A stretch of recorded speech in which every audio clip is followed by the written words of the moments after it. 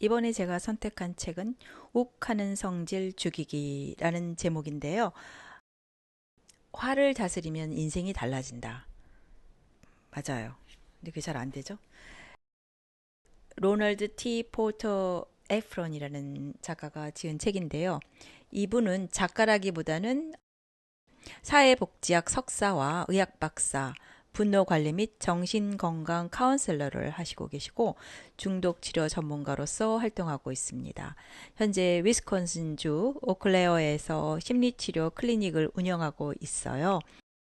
저서로는 분노하는 마음과 분노를 멈춰라, 부끄러움에서 벗어나기, 분노 관리 입문 등등이 있습니다.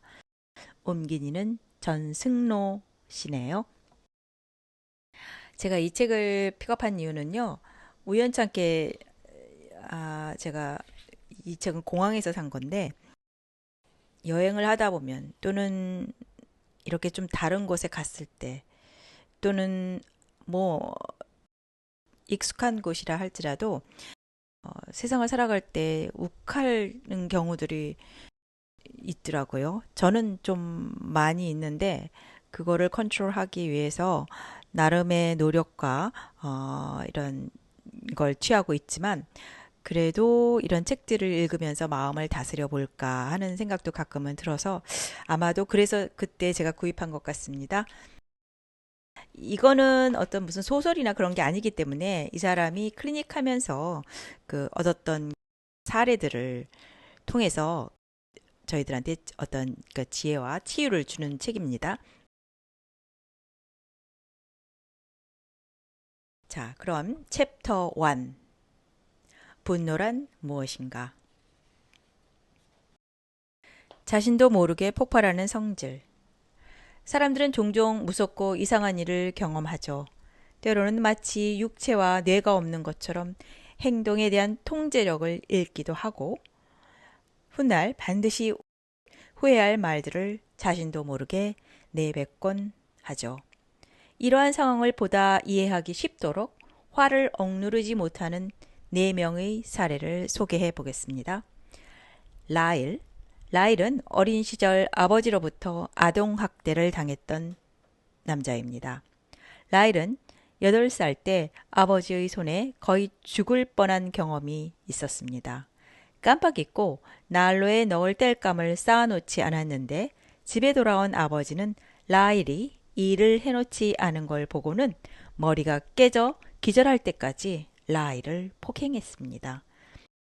라일의 어머니가 그를 병원에 데리고 갔고 그녀는 의사에게 라일이 넘어져서 머리가 깨졌다고 거짓말을 했죠. 이 사건 이후 라일은 달라졌어요. 성미가 사나워졌고 드러내놓고 아버지를 증오했죠. 라일이 16세 되던 해 라일은 성인이 되었고 판세는 뒤집어졌죠. 어느 날 결국 라일은 완전히 이성을 잃었어요.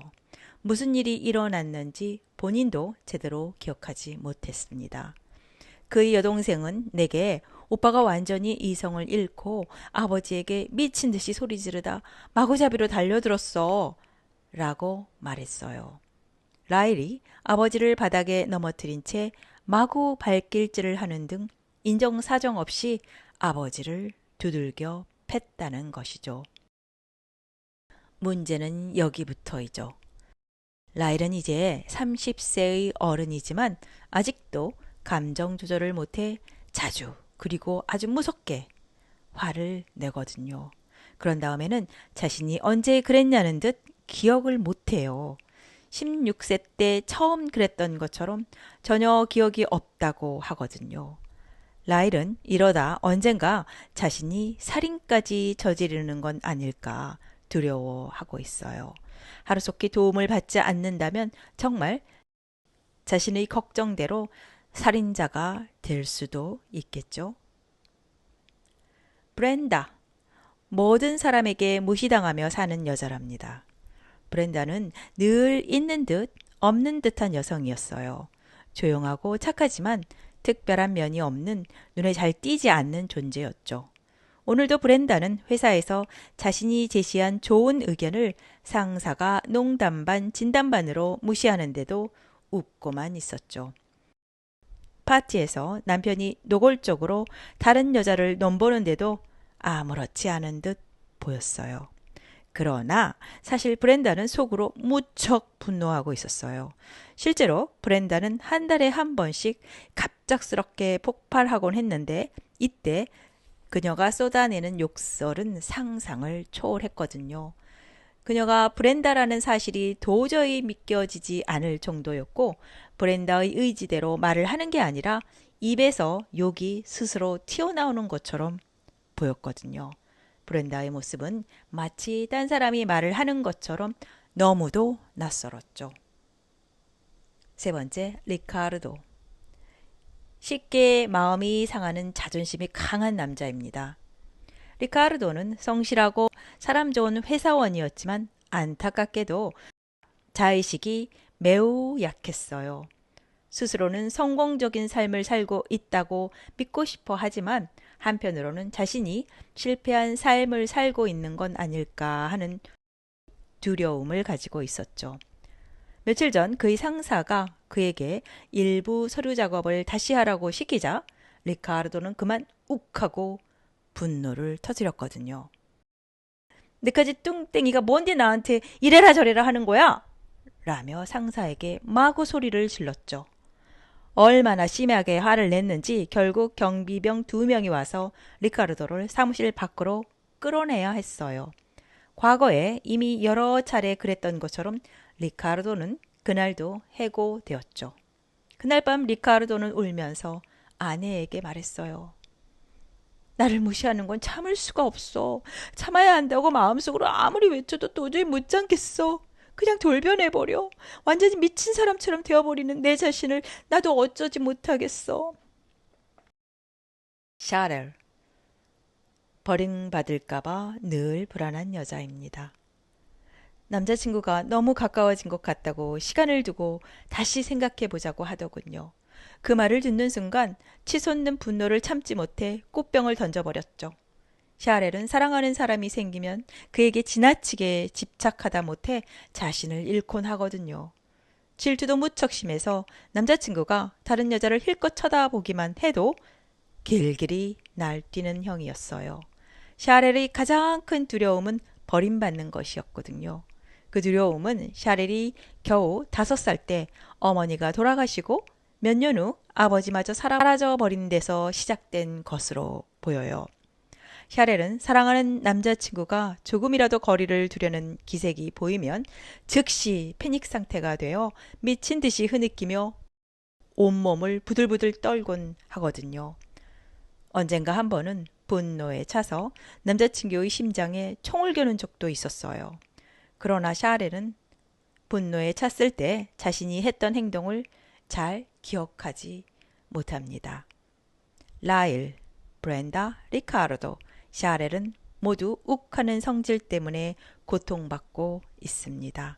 아마 이 책을 읽는 독자 중에도 그런 사람이 있을 거예요. 폭발적인 분노라는 이해하기 힘든 상황은 주체할 수 없는 분노와 동시에 부분적으로 혹은 완전하게 이상적인 수준의 인지력, 자의식, 행동 조절 능력을 상실했을 때 일어나거든요.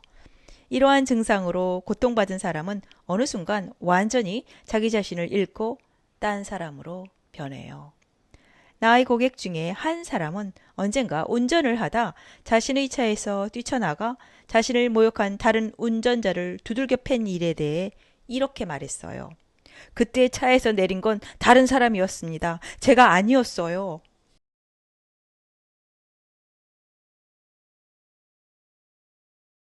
갈수록 커져가는 현대병. 오늘날 욱하고 치미는 성질을 조절하지 못해 고민하는 사람들이 무척 많다. 작가이자 심리학자인 존 레이테이는 폭발적 분노에 대한 자신의 저서에서 평범한 사람들 중에서도 5명 중 1명이 통제 불가능한 분노를 경험한다라고 말했다. 그렇다고 전 세계 인구의 20%가 상습적으로 살인을 저지를 만큼 심각한 분노를 보인다는 것은 아니지만 이는 곧 많은 사람이 때때로 분노를 참지 못해 나중에 후회할 말이나 행동을 하고 있음을 나타낸다. 이런 증상을 보이는 사람들은 분노를 주체하지 못하고 폭발하는 자신이 정말 싫지만 일단 분노가 치밀면 자신을 통제할 수 없다고 말한다. 나는 위스콘신주 오클레어에서 임상심리학자로 일하고 있다. 오클레어는 인구가 겨우 6만 명밖에 되지 않는 한적한 도시로 가족 중심적이며 신앙심이 깊은 데다가 조용한 곳이다. 오클레어에는 얼치기는 있을지 몰라도 이렇다 할 폭력 조직도 없다. 그래서 이 소박한 도시에서는 분노하는 사람이 드물 것처럼 보이지만 실상은 다르다. 내 담당 파일에는 빽빽 소리 지르는 성질 급한 돌발성 분노와 오랫동안 혼자 꽁에 있는 잠재적 분노를 동시에 나타내는 사람들로 가득하다. 버림받음으로써 비롯된 분노는 일상적이라고 할 만큼 많다. 요즘 많은 나라에서는 헤어진 커플들이 이미 사회적인 문제점으로 이야기되고 있다. 또한 경제 불황으로 인한 정리해고 때문에 근로자들 사이에서 체념성 분노가 늘고 있다.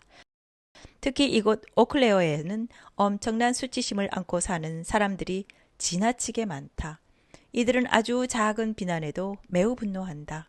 안타깝게도 오늘날 세계 곳곳의 많은 사람이 극심한 트라우마를 안고 살아간다. 이들에게 남은 것은 삶에 대한 공포와 방어적인 태도뿐이다. 나는 레이테이가 발표한 수치가 맞을 것이라고 생각한다. 아마 전체 인구의 20%가 적어도 주기적으로 분노를 표출하고 있는 것이다. 분노는 이미 세계의 많은 나라가 안고 있는 중대한 문제점이다. 우리는 왜 분노하는가? 극심한 분노를 경험한 적이 있다. 분노를 참을 수 없다. 이것은 욱하는 성질을 못 참고 폭발했던 사람이라면 누구나 느껴본 감정이다. 그렇다면 왜 분노를 참을 수 없을까? 지나치게 도를 넘어설 때는 언제일까? 이러한 질문에 대해 여러 가지 답이 있겠지만 먼저 한 가지를 들어보겠다. 모든 인간이 감정을 담아두는 그릇을 가지고 있다고 상상해보자. 이 그릇에는 우리 마음속에서 일어나는 여러 가지 격한 감정을 담아둘 수 있어야 한다. 예를 들어 화가 날 때마다 그릇 안에 분노를 담는 것이다. 그런데 이 그릇은 풍선에 가깝다. 화가 나지 않았을 때 풍선은 수축한다. 그러다 화가 나면 풍선은 팽창한다. 그런데 이성이 남아있는 정도에서만 화를 낼 수 있도록 딱 그만큼만 늘어난다. 어떤 사람들은 잘 늘어나는 풍선을 타고 난다. 그래서 쉽게 화를 내곤 한다. 이들의 풍선은 끝도 없이 늘어날 것처럼 보인다. 하지만 대부분의 사람은 그렇지 못하다. 화를 낼 수 있는 한계가 있으면 그 한계를 넘어서면 풍선은 금방이라도 찢어질 것처럼 얇아진다. 끝도 없이 늘어나는 풍선은 없다. 언젠가는 한계에 도달하게 된다. 감정을 담은 풍선이 꽉 차는 것이다. 그래도 아직 풀지 못한 화가 있다면 풍선 안에 얼마나 더 감정을 우겨 넣을 수 있을까? 풍선은 언젠가는 터지게 되어 있다. 다른 비유를 들어보자. 며칠째 계속 비가 내리고 있다고 상상해보자. 빗물은 시내와 강으로 쏟아지고 강은 금방이라도 땅을 집어 삼킬 듯 출렁인다. 몸을 가누고 있는 것은 댐 하나뿐인데 과연 그 댐이 홍수를 막을 수 있을까? 물이 화를 상징한다면 담은 보통은 막을 수 있다이다. 방수로를 얼마간 열어야 여기서 방수로는 휴식 시간을 갖거나 적당히 단호한 태도를 취한다거나 다른 분노 관리 방식을 사용하는 것으로 보면 되겠습니다. 얼마간 열어야 하겠지만 댐은 엄청난 압력을 견딜 수 있도록 지어졌다. 세기에 한 번 있을까 말까 한 홍수가 와야 댐을 뚫을 수 있을 것이다. 감정을 담은 풍선이 터지거나 댐이 뚫리는 시기는 내가 과도한 분노, excessive anger라고 규정한 상태와 같다. 이것은 여러 가지 부정적인 변화를 촉발하는 감정적 과부하 상태라고 할 수 있다. 이 가운데 가장 문제가 될 수 있는 세 가지 변화를 살펴보자. 이성적 인식의 완전 상실 혹은 부분 상실. 앞에서 말했던 라일은 욱하는 성질이 터졌을 때 자신이 한 말이나 행동을 전혀 기억하지 못한다고 말했다. 이는 분노를 표출하는 사람에게는 흔한 경험으로 그들 대부분은 자신이 한 말이나 행동의 일부를 기억하기는 하지만 일정 시점까지만, 즉 감정을 담는 풍선이 터지기 직전까지만 기억한다. 그 뒤로는 거의 기억하지 못한다. 이러한 기억은 지적이기보다는 감성적이며 구체적이기보다는 모호하다. 앞서 본 라일은 분노에 따른 일시적 기억 상실을 겪은 것이다. 풍선이 터졌을 때 가장 먼저 영향을 받는 부분은 능동적 의식 기억처럼 뇌에서 상대적으로 더 많이 발달된 부위이다. 정상적인 자기 인식의 완전 상실 혹은 부분 상실. 브렌다는 다른 사람이 자신의 몸을 조종하는 것 같다고 말했다. 이것 역시 분노가 있는 사람이라면 흔히 겪는 경험이다. 의식이 있어도 스스로 정상이 아니라는 걸 느낀다. 마치 지킬 박사와 하이드 씨가 된 것처럼 무섭고 분노에 가득 찬 다른 존재가 자신의 온몸을 통제하는 느낌을 받는다. 이러한 변화는 부분적으로 짧게 일어날 수도 있지만 완전하고 장기적으로 일어날 수도 있다. 행동 통제 능력의 완전 상실 혹은 부분 상실. 분노가 폭발했을 때 가장 무서운 것은 행동 조절이 불가능해진다는 점이다. 최악의 경우 실제로 사람을 죽일 수도 있다. 그들은 자신의 것, 남의 것 가리지 않고 물건을 부수기도 한다. 다른 때라면 절대로 입 밖에 내지 않았을 끔찍한 말도 한다. 다시 한번 말하자면 이러한 행동에 대한 통제력은 다행히도 부분적 혹은 일시적으로만 잃는 것이다. 어떤 사람들은 통제력을 잃었을 때의 파괴적이고 폭력적이며 분노에 가득 찬 자신과 평상시 모습의 정상적이고 평온한 자신 사이에 싸움이 일어나는 것을 느낀다. 분노는 변신이다. 앞서 언급한 모든 이야기를 종합하면 이렇다. 분노는 평상시에 화를 통제하기 위해 사용하는 창구를 이용할 수 없을 때 흔히 발생한다. 대화도 통하지 않고 설득해도 소용도 없고 운동을 해도 풀리지 않고 타임아웃을 외치기도 이미 때는 늦었다. 화를 담아 놓는 감정 풍선이 이미 한계치를 넘어 폭발한 것이다. 뚝은 무너졌다. 그 순간 우리는 완전히 다른 사람으로 돌변한다. 그것이 단 몇 초였다고 해도 자신만이 느꼈다 해도 분명 변신을 한 것이다. 이 순간을 학술 용어로 해리성 사건이라고 한다. 그러나 이 용어는 주로 장기적인 자아 분열을 겪는 소위 다중인격 증상과 상응하여 사용하기 때문에 여기에서는 가급적 쓰지 않겠다. 물론 다중인격을 경험하고 있는 사람이 없는 것은 아니다. 그러나 분노의 경우 그 증상이 상대적으로 짧은 기간에 걸쳐 일어나기 때문에 구별하는 것이다. 분노는 우리의 뇌가 넘치는 화를 주체하지 못할 때 응급조치로 사용하는 방법이다. 풍선이 뻥 하고 터지더라도 일단 응급 상황이 지나면 몇 분 혹은 몇 시간 이내에 평소 성격이 돌아온다. 해리성은 흔히 브라운드 레이지, 즉 맹목적 분노 증상을 나타내는 사람의 경우에만 사용한다. 맹목적 분노는 장시간 주변 정황을 인지하지 못한 채 폭력적인 말이나 행동을 하는 것이다. 서성거린다거나 소리를 지른다거나 위협적인 말을 내뱉는 등 겉보기에는 주위 상황이 민감하게 반응하는 것처럼 보이지만 사실은 평상시 자신과 전혀 다른 상태이다. 맹목적 분노를 표출하는 사람은 나중에 당시의 일을 전혀 기억하지 못하거나 극히 일부분만 기억한다. 마치 뇌가 자신의 행동과 자신의 행동을 인지하는 회로를 차단한 것처럼 말이다. 이런 현상이 왜 일어나는지에 대해 지금까지 정확한 답은 없다. 그러나 현재로서는 우리 뇌가 극도의 스트레스나 위협을 인지했을 때 나타나는 자기 방어의 일환이라는 가설이 가장 지배적이다. 뇌는 살아남기 위해 필요하다면 우리를 가로막는 모든 것을 파괴하라는 명령을 본능적으로 내리는 것이다. 지금은 한가하게 생각하고 있을 때가 아니야. 즉시 행동으로 옮겨야 해. 싸워라. 어쩔 수 없는 상황이라면 살인도 감행하라. 맹목적 분노는 욱하는 성질을 가진 사람들이 경험하게 되는 가장 강도 높은 변화로 실로 강력한 분열증이라고 할 수 있다. 어떤 면에서는 간질 발작과 비슷하지만 정확히 일치하지는 않는다.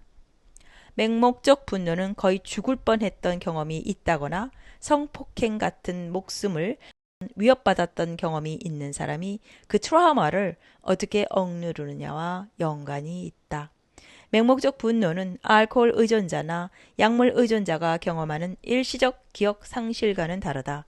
알코올 의존자가 부분적으로 기억을 잃는 것은 감정적으로 견디기 힘든 사건이 발생해서 일어나는 것이 아니다. 물론 일부 사람의 경우 알코올이나 감정 변화를 일으키는 다른 화학물질을 섭취할 경우 맹목적 분노 현상이 더 쉽게 일어나는 것이 사실이다. 그러므로 자신이 욱하는 성질이라면 앞서 언급한 물질을 섭취하지 않도록 주의해야 한다. 분노의 또 다른 특징.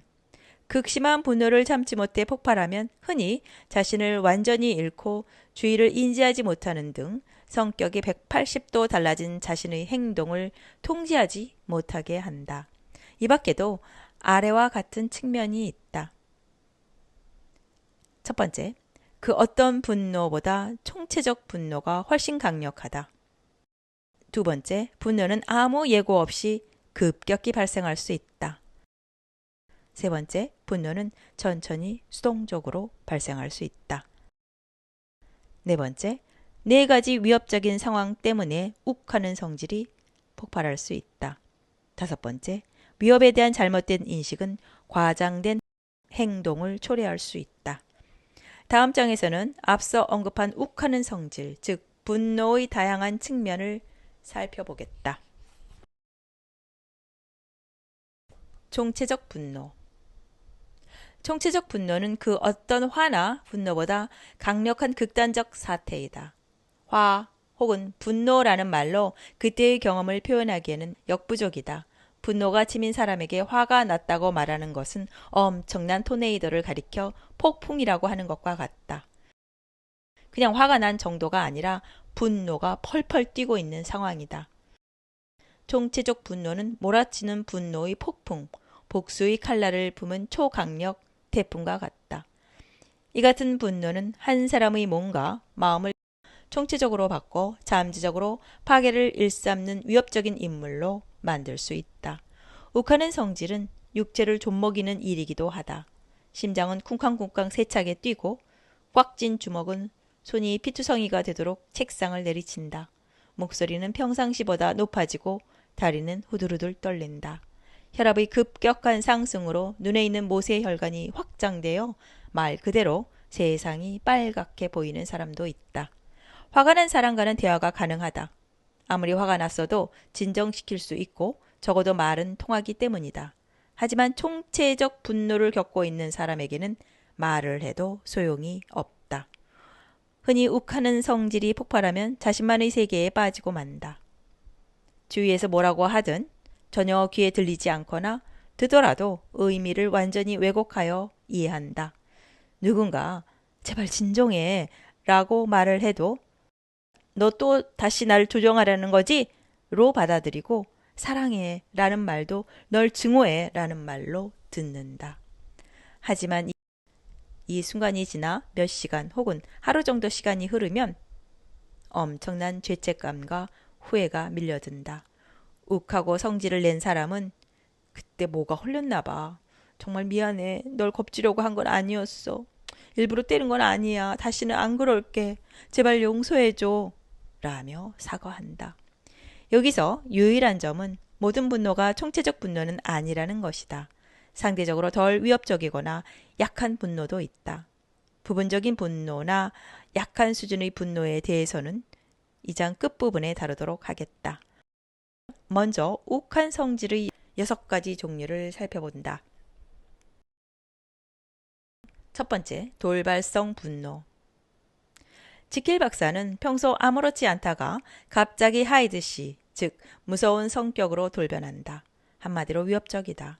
이것은 욱하는 성질을 가진 사람들을 나타내는 말이다. 당신이 만일 이러한 행동을 보인다면 갑작스러운 분노, 즉 돌발성 분노를 겪고 있는 것이다. 돌발성 분노란 갑자기 예기치 않게 성격이 돌변할 정도로 화가 치밀어 감정이나 생각, 행동을 전혀 통제하지 못하거나 혹은 일부밖에 통제하지 못하는 상황이다. 돌발성 분노는 무의식 중에 일어난다. 그렇다고 늘 갑자기 나타나는 것은 아니고 몸에서 경고 신호를 보내는 경우도 있다. 예를 들어 좋지 않은 느낌이 들거나 곧 패닉 상태에 빠질 것 같은 느낌을 받을 수 있다. 이런 경고 신호는 무척 도움이 된다. 욱하고 분노하기 전에 사람들에게서 벗어난다거나 여유 있는 시간을 보낸다거나 적절한 약물 치료를 받거나 운동을 하거나 화를 가라앉히도록 도움을 줄 만한 사람과 대화를 나눌 수 있기 때문이다.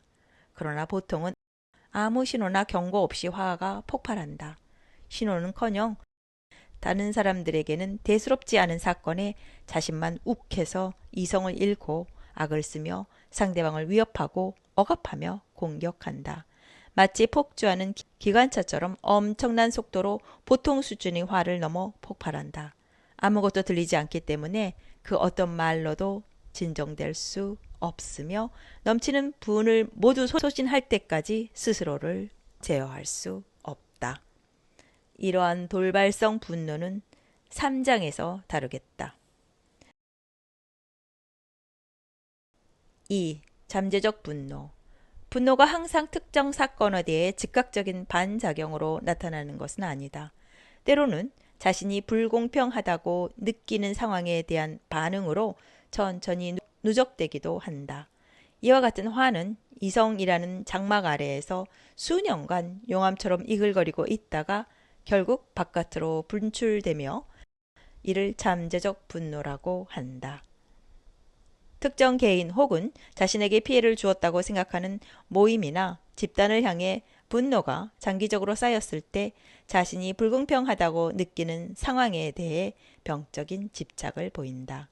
그리고 가해자 집단에게 도덕적인 분노와 증오를 나타내며 성격 변화를 일으키거나 복수를 하는 상상, 가해자를 계획적으로 습격하는 등의 행동을 한다.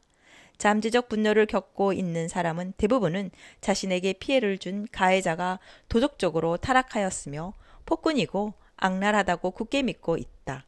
잠재적 분노는 4장에서 더 자세히 살펴보겠다. 3. 생존성 분노. 자기 마음대로 분노를 폭발시킬 수는 없다. 물론 목적을 이루기 위해서는 분노를 터뜨리는 척하는 사람이 있을 수는 있다. 하지만 욱하고 성질을 낸다는 것은 무척 괴롭고 지치는 일이며 함부로 해서는 안 된다. 욱하는 성질은 흔히 자신의 존재 가치를 결정짓는 특정 부분에 위협이 가해졌을 때 폭발한다. 그렇다면 어떤 위협이 욱하는 성질을 일으킬까? 가장 직접적인 위협이라면 당연히 육체적인 것, 즉 자신이 육체적으로 위험한 상황에 처했을 때 살아남기 위한 대응책으로 발생하는 분노가 있다. 이러한 종류의 화를 생존성 분노라고 부른다. 4. 체념성 분노. 인생을 자기 마음대로 조절할 수 없거나 중요한 상황에서 아무런 영향을 미칠 수 없다는 사실, 즉 예를 들어 회사에서 구조조정을 한다고 했을 때 그 결정을 기다리고 있어야만 하는 상황 같은 거다. 이러한 상황을 참기 힘들 때 체념성 분노라고 한다.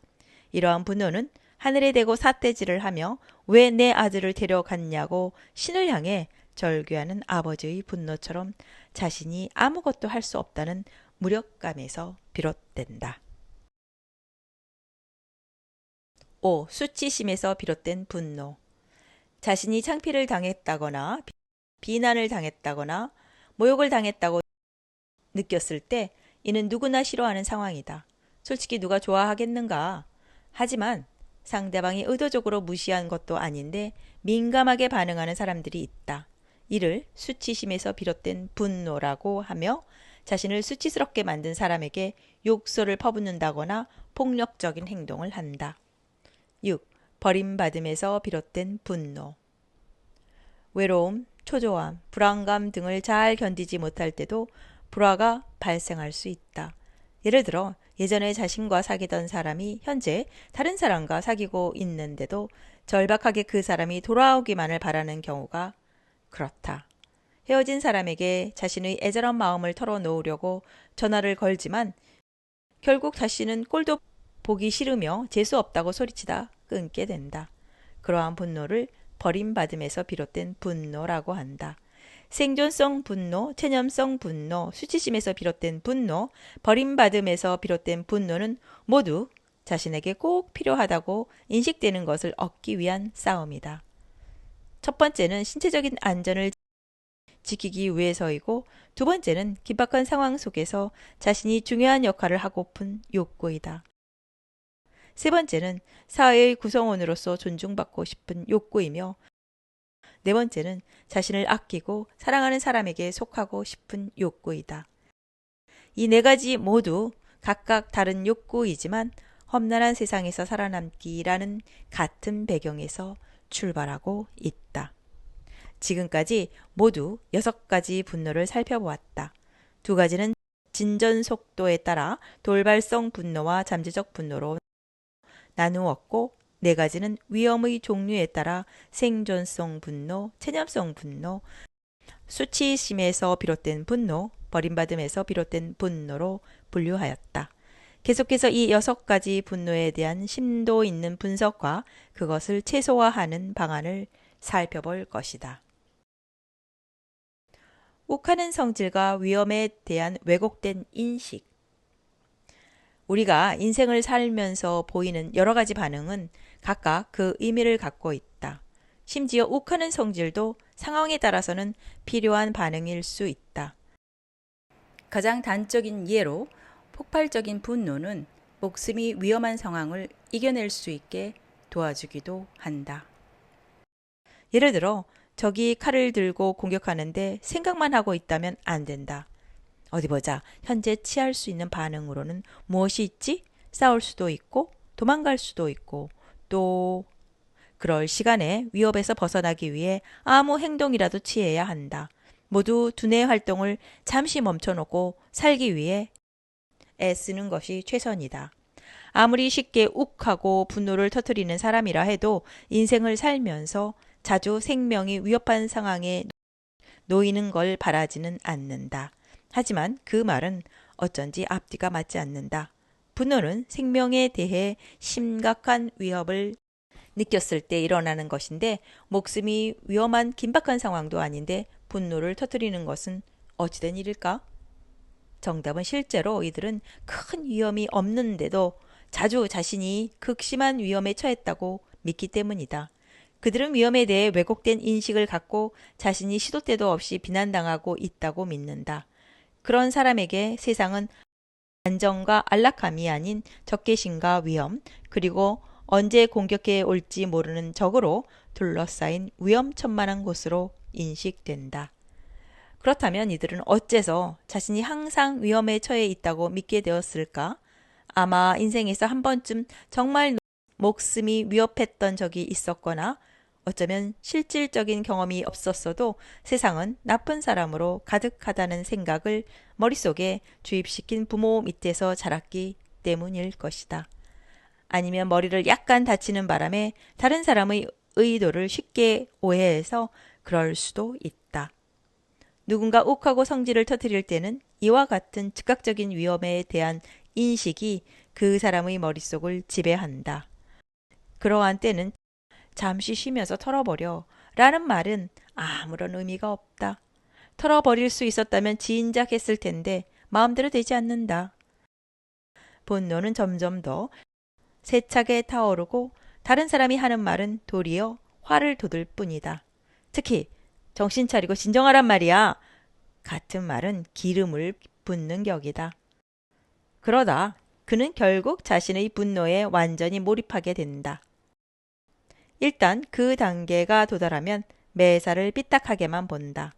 이 세상에는 자신을 쓰러뜨리려는 적으로 가득하기 때문에 자신을 자기 스스로 보호해야 한다고 믿게 된다. 욱하고 성질을 폭발시킬 때 자신은 적개심으로 가득한 이 세상에서 살아남기 위해 싸워야 한다고 생각한다. 이들의 머릿속에는 위험 요소를 찾아서 없애버려야 한다는 생각만이 존재하는 것이다. 그 결과 욱하는 성질을 가진 사람들은 생각을 직접 행동으로 옮기게 된다. 분노로 길길이 날뛰고 있을 때 평정심을 유지하자라는 좌우명을 지키는 사람은 없다. 아마 그 순간만큼은 좌우명이 있는 힘껏 지나치게 행동하라 쪽에 가까울 것이다. 그래서 갑자기 충동적인 행동을 하고 잔인한 말을 퍼붓는 것이다. 평상시라면 절대 하지 않았을 행동을 분노가 치밀었을 때는 하게 된다. 그래서 분노를 폭발시키는 것은 변신과 같다고도 한다. 이들은 나중에 자신이 저지른 모든 일을 부인하고 싶어 할 것이다. 하지만 분명한 사실은 본인이 그런 짓을 했으며 이제 자신의 행동에 책임을 져야 할 순간이 왔다는 것이다. 부분적 분노와 비폭발 분노. 다행히도 모든 분노가 총체적 분노는 아니다. 대부분의 경우 사람들은 욱하고 성질이 치밀었을 때 부분적으로만 이성을 잃는다. 내 환자였던 험의 사례를 보자. 험은 어떤 남자와 싸움을 하다 욱하는 성질이 폭발해서 상대방을 바닥에 때려 눕혔다고 한다. 그는 너무 화가 나서 그는 머리를 발로 차기 일보 직전이었어요. 하지만 결국 참았지요. 라고 말했다. 대부분의 경우 사람들은 욱하고 화가 나서 폭언을 퍼붓지만 물리적인 폭력을 가하는 경우는 드물며 솔직한 마음으로는 상대방 눈알이 빨개지도록 목을 조르고 싶지만 용케 참는 것이다. 이러한 상황을 부분적 분노라고 하는데 욱하고 성질이 폭발했지만 부분적으로나마 상황을 제어할 수 있는 상태이다. 부분적 분노는 물리적으로 폭력을 행사한다기보다는 말로 폭언을 퍼붓는다거나 사람을 무시하는 방식으로 공격한다. 또한 사람에게 직접 폭력을 행사하기보다는 물건을 부순다거나 폭력적으로 굴다가도 행동이 지나치다 싶으면 스스로 멈추기도 한다. 욱하고 화가 폭발하는 것을 변신이라고 봤을 때 부분적 분노의 경우 평상시 자신과 화를 내고 있는 자신 사이에서 갈등하다가 마침내 평상시의 자신이 통제권을 가지면 다시금 안정을 되찾는다. 화가 완전히 풀린 것은 아니지만 더 이상 분노가 치밀지는 않는다. 대부분의 사람들이 욱하고 성질을 내기 전에 자기 스스로 참자라고 생각하며 화를 억누른 적이 있을 것이다.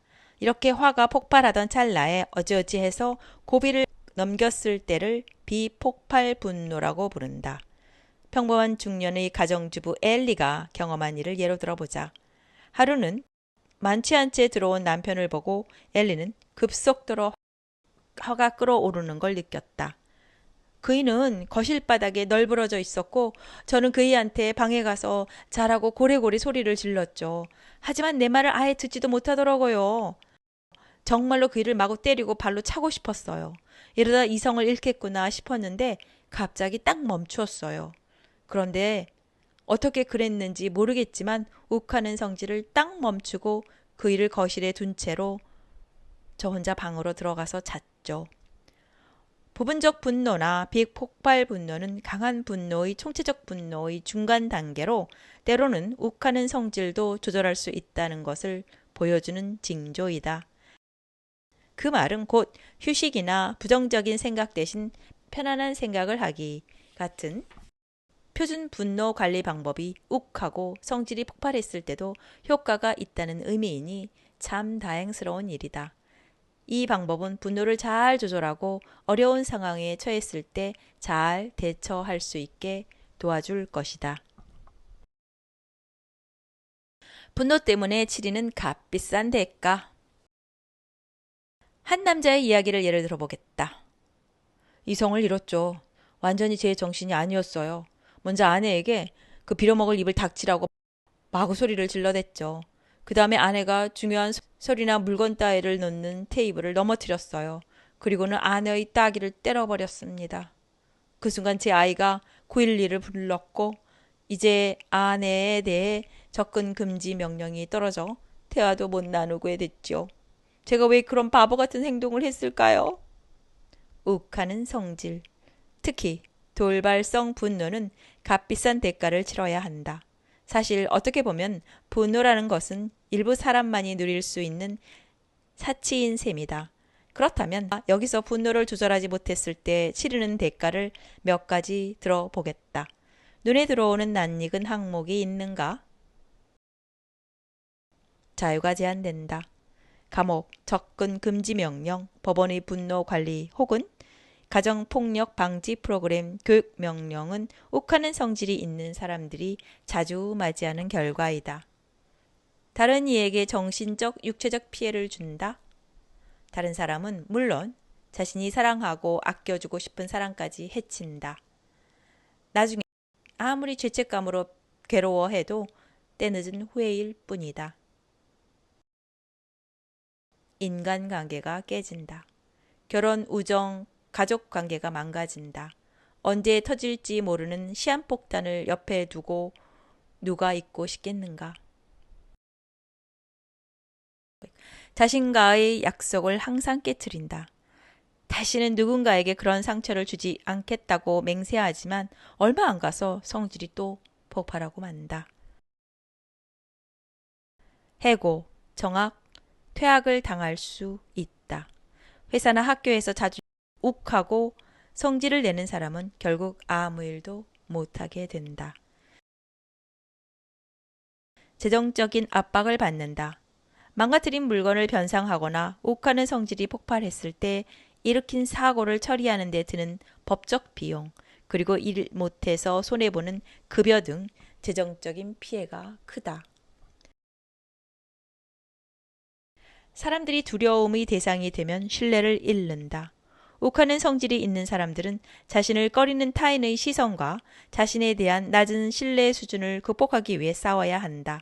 욱하는 성질 때문에 일으킨 사고로 소중한 사람들에게 신뢰받지 못한다거나 집에 갔을 때 자신의 자녀가 무서워서 방에 숨는다는 걸 깨닫는 것은 무척 마음 아픈 일이다. 집착, 편집증, 고립적인 생활을 하게 된다. 잠재적인 분노 증상을 보이는 사람들은 시간이 흐를수록 다른 사람들을 점점 더 의심하게 된다. 자신이 받은 상처, 그리고 자신에게 상처를 준 사람에 대해 끊임없이 생각하고 세상 사람 대부분을 자신의 적이라고 믿으며 편집 증세도 점차 그 정도를 더해간다. 그 결과 다른 사람들과 연락을 끊고 고립된 생활을 하지만 그것은 곧 이런저런 것에 대해 홀로 집착할 시간을 더 만들 뿐이다. 자기 혐오에 빠진다. 욱하는 성질을 가진 사람들 중 자기의 감정을 조절하지 못하고 사랑하는 사람들에게 상처만 주는 상황에서 분노를 자신에게 돌려 스스로를 벌주는 사람을 흔히 볼 수 있다. 자신의 얼굴 할퀴기나 머리로 벽을 들이받거나 심지어는 욱하는 성질을 낸 후 부끄러움과 죄책감으로 자살을 생각하기도 한다. 욱하는 성질이 있는 사람이라면 몹시 괴롭고 고통스럽고 잔혹하고도 외로운 삶을 살고 있을 것이다. 주기적으로 이성을 잃는다는 것은 인생 구조와 자신의 존재 자체를 파괴하는 일이다. 일단 분노가 치밀면 어떤 행동을 할지 본인도 그 어느 누구도 예측할 수 없다. 언제 분노가 폭발할지 누가 알겠는가? 성질이 폭발했을 때 어떤 일이 벌어지겠는가? 또 어떤 물건이 박살이 나겠는가? 또 누가 다치겠는가? 이번엔 또 누구를 영영 잃게 될까? 대가는 적고 잃는 것은 너무나 큰 이 악순환을 멈춰야 한다. 무엇이든 간에 하루 속히 바뀌어야 한다. 다행히도 욱하는 성질을 고칠 방법이 있다. 분노로 꽉 찬 생각, 감정, 행동을 멈추고 싶다면 이 책이 도움이 될 것이다. 이제 진실의 순간이 다가왔다. 혹시 당신도 우리 인구의 20%에 달하는 욱하는 성질을 가진 사람 중 하나는 아닌가? 당신은 분노로부터 얼마나 자유로운가? 이 책을 재미로 읽는 사람도 있을 것이고 욱하는 성질이 있는 사람을 알거나 현재 같이 살고 있거나 혹은 자신도 욱하는 성질이 있는 것이 아닌가 걱정해서 이 책을 읽는 사람도 있을 것이다.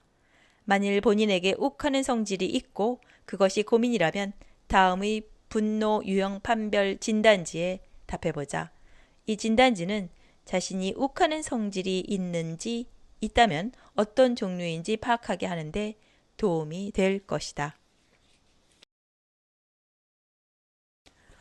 분노 유형 판별 진단지. 주어진 답 가운데 자신과 가장 비슷한 것을 각 문항에 적으세요. 먼저 알파벳으로 답을 적겠습니다. 첫 번째 Y. 이는 네, 나는 종종 그렇습니다. N.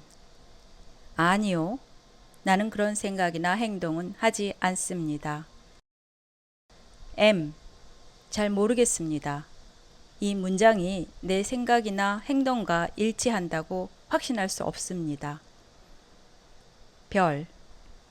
네, 정말 그렇습니다. 매우 심각하고 위험하며 무서운 일입니다. 자, 시작합니다. 자, 그러면 이 네 가지 Y, N, M 스타입니다. 돌발성 분노. 1. 나는 화가 급속도로 극심하게 치솟는다. 네 가지 Y, N, M 스타.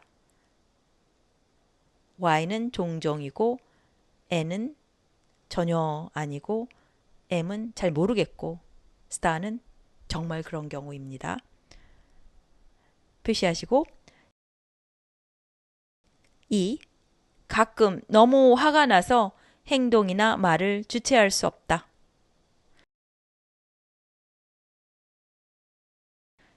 3. 사람들은 내가 화가 많이 났을 때 나더러 이상하다, 무섭다, 혹은 미친 것 같다고 말한다. 4. 화가 많이 났을 때 술이나 약물 때문이 아니라 그런 거 없이도 화가 많이 났을 때 기억이 끊겨서 내가 했던 말이나 행동이 기억나지 않은 적이 있다. 5. 나는 화가 많이 났을 때 내가 누군가를 심하게 다치게 하거나 죽일까봐 걱정이 된다. 6. 화가 나면 나는 딴 사람이 된 것 같다. 7. 누군가 나를 모욕하거나 협박하면 즉각 화가 치민다. 1부터 7까지 중에 자기가 어디에 해당하는지 Y 또는 N 또는 M 또는 스타를 별표를 표시하시면 됩니다. 잠재적 분노. 8. 예전에 모욕을 당했거나 상처받았던 일을 계속 곱씹는다. 9. 예전에 당했던 모욕 때문에 화났던 게 누그러지거나 풀어지기는커녕 시간이 갈수록 더 심해진다. 10. 나는 가끔 나를 다치게 했던 사람들에게 복수하는 강렬한 환상에 사로잡힌다. 11. 다른 사람이 나에게 저지른 짓 때문에 그 사람을 증오한 적이 있다. 12. 내가 겉으로 안 드러내서 그렇지 속으로 얼마나 화가 났는지를 알면 사람들이 놀랄 것이다. 13. 사람들이 은근슬쩍 넘어가려는 것을 보면 화가 머리 끝까지 난다. 14. 쉽게 용서하지 못한다. 15. 화가 점점 쌓여가지만 다른 사람에게는 아무 말도 하지 않는다. 16. 당한 만큼 갚아주기 위해 남을 고의적으로 다치게 이는 육체적으로나 말로 하는 것을 말한다. 여기까지도 역시 8번부터 16번까지도 Y에 해당하는 숫자와 스타에 해당하는 숫자를 적어 보세요. 생존성 분노 17. 내가 다른 사람과 몸싸움이 났을 때 여러 사람이 달려들어서야 간신히 나를 떼어냈다. 18. 화가 많이 나면 다른 사람을 크게 다치게 하거나 죽이겠다고 협박한다. 19. 나는 곧잘 깜짝 놀란다. 예를 들어 누가 뒤에서 어깨만 살짝 쳐도 화들짝 놀란다. 20. 화가 나면 마치 내가 살아남기 위해 싸우는 것 같은 기분이 든다. 21. 상상 속의 위험에서든 진짜 위험에서든 자신을 지키기 위해 물불을 가리지 않고 분노를 터뜨린 적이 있다. 22. 다른 사람들이 나를 해칠 것이라고 믿는 건 거짓이며 편집 증세가 있다는 말을 자주 듣는다. 23. 나는 정말 화가 나면서도 사실은 두려워서 투쟁 도주 반응을 보인다. 이는 위기 상황에서 본능적으로 싸울 것인지 도망칠 것인지를 결정하는 반응을 말한다. 여기까지 17에서 23번까지도 Y로 대답한 것과 스타로 대답한 것의 숫자를 적어주세요.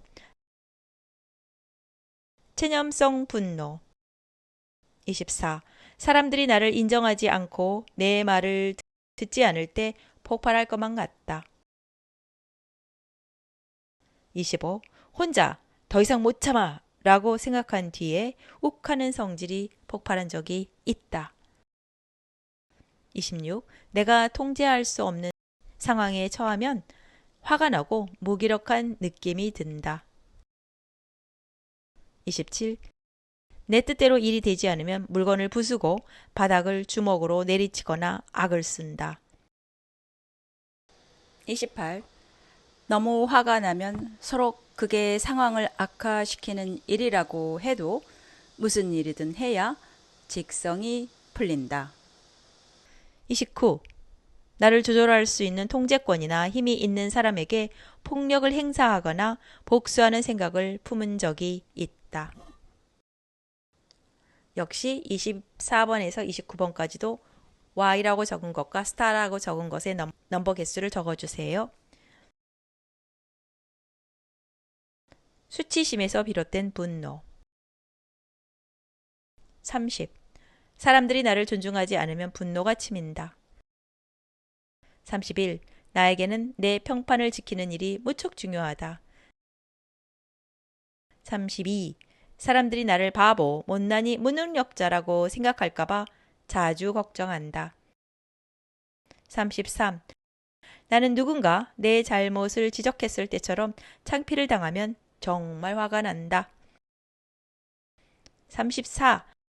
비판에 지나치게 민감하다는 소리를 자주 듣는다. 35.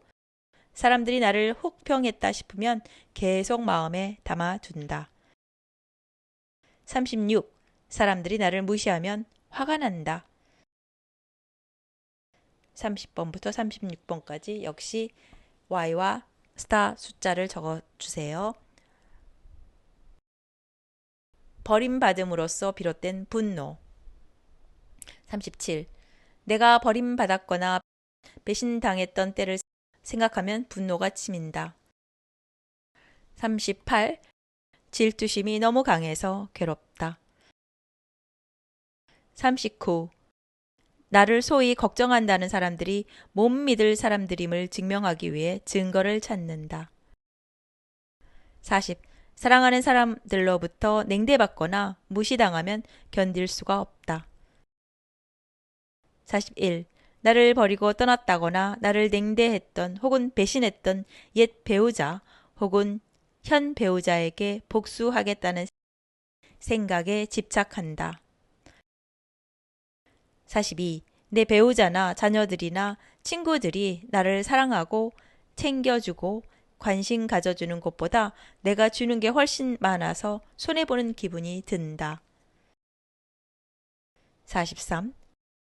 일단 누군가에게 화가 많이 나면 그 사람이 어떤 따뜻한 말이나 안심시키는 말을 해도 전혀 받아들이지 못한다.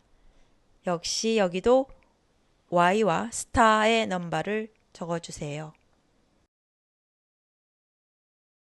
자, 그럼 진단입니다. 최소한 몇 점 이상이면 화를 조절하는데 문제가 있다고 정해진 것은 없지만 대답 가운데 Y 혹은 스타가 있다면 끓어오르는 화를 조절하는데 어려움이 있다는 의미입니다.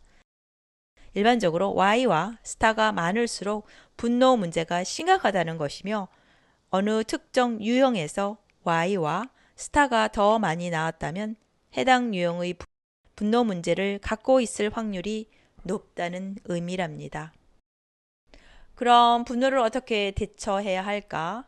욱하고 성질을 내는 일, 즉 쉽게 분노하는 것은 심각한 문제이다. 진단지 결과 그러한 문제가 있다고 판명되었다면 그에 따라 신속히 대처해야 한다. 시작이 반이라고 지금부터 이 책을 더욱 집중하기 바란다. 특히 자신의 분노 유형에 대한 장을 꼼꼼히 듣는다면 도움이 될 것이다.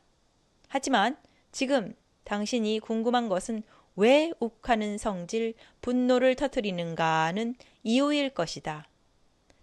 그 다음 장에는 그 점에 대해 알아보자. 여기까지가 챕터 1입니다.